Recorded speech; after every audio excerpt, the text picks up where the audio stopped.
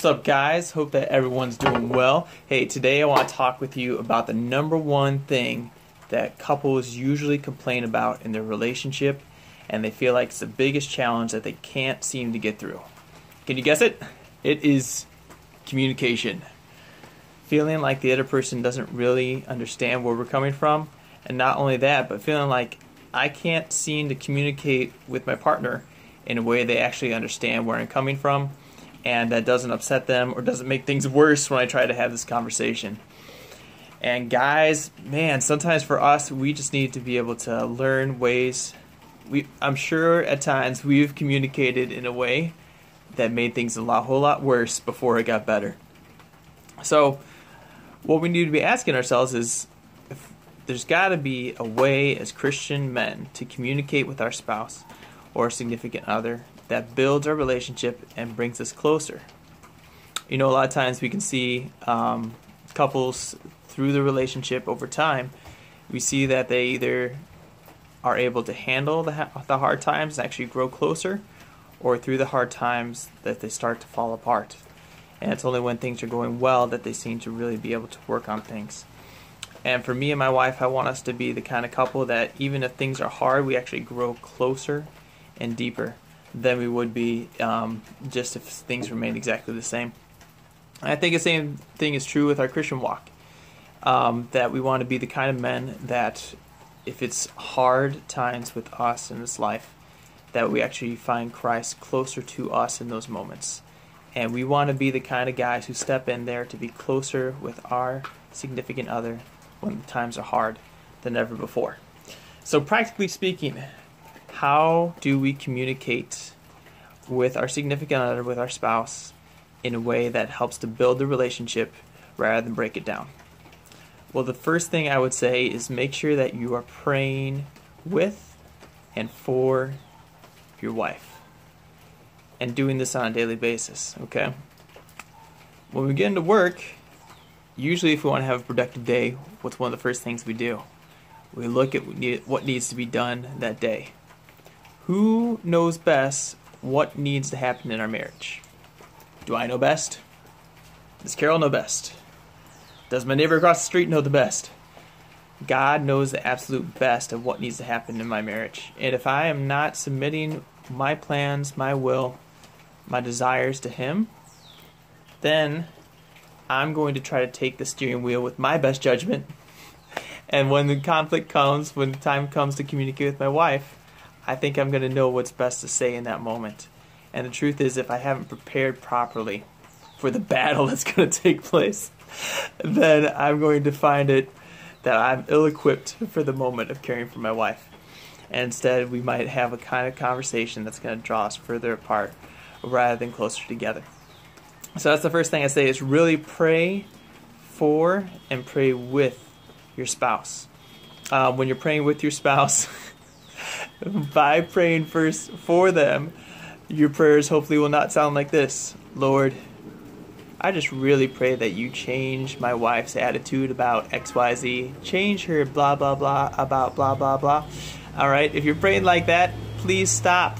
The chances are real good God's not even going to hear those prayers, all right?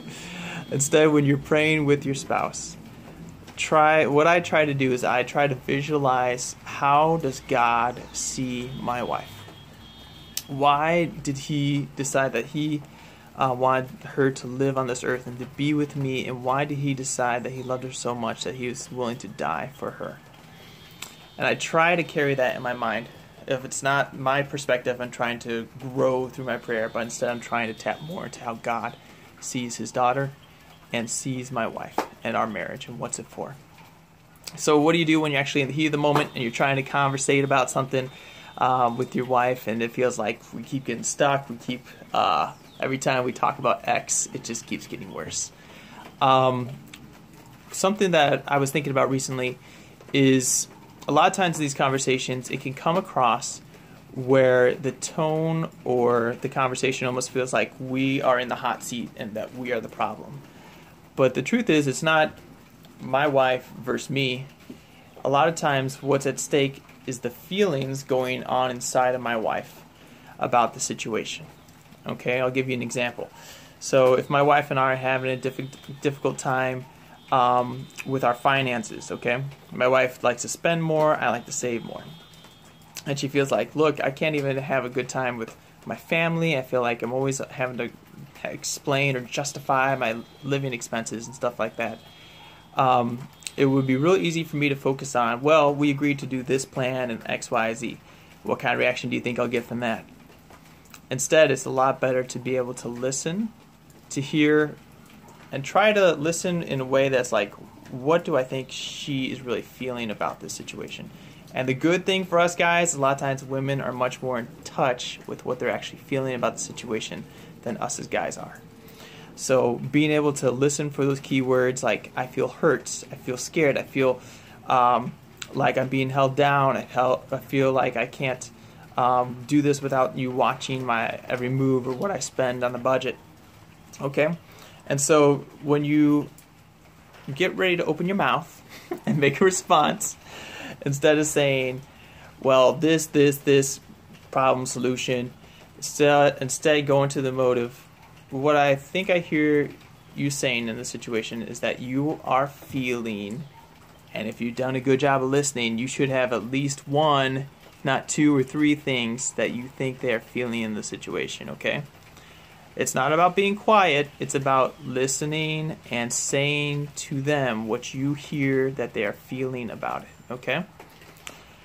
And from there, so if I start to say to my wife, it sounds to me like you're feeling that you can't spend money freely and that I'm watching over you and it almost feels like you are in a one-down position, you have to answer to me or justify what you're spending. Then chances are you're going to get her to open up a lot more and say things like, well, I know like it's not that bad, but it's just something that bothers me, and do you ever feel that way? And now you're having a conversation, okay? Now you're actually getting somewhere. And the crazy thing that happens for us as people is when we feel like we're understood by our significant other, we actually become much more adapted to changing, okay? If I feel like my wife does not understand where I'm coming from and does not even see any validity to what I'm trying to say, what do? I turn up the volume. I try to come up with as much arsenal as I can to say, look, this is why I'm right. This is why I'm right. Okay? But instead, if I'm making her feel like she is, like I hear her, I'm with her, I understand what she's saying, then suddenly we start to have that conversation. The way I've heard this said before is to find the understandable parts. You might disagree with 80, 90% of even what's being stated about it. Find that 10, 20% that you do understand first and go into that conversation.